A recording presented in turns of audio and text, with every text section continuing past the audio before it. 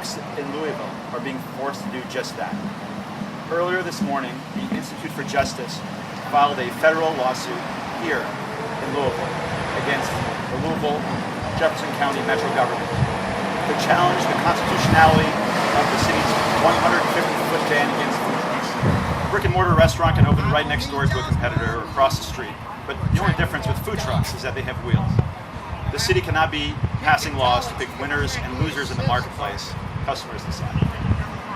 Certainly I think as lawmakers, part of our job, we created the food truck law in the first place because it needed to be created. There wasn't anything that governed it.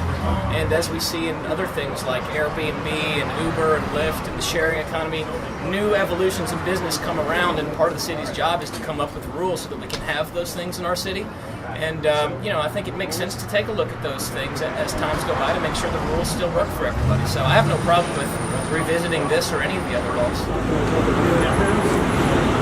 There's actual food trucks that have measuring wheels on their food truck because of this law, because we have been approached with this. So I would say 99% of the food truckers know where they cannot set up and where they can set up, because we're not looking to violate any rules.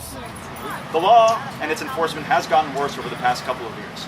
As we allege in our complaint, the city has consistently enforced this law at the behest of restaurants to kick food truck owners out of vending locations where customers know where to find them.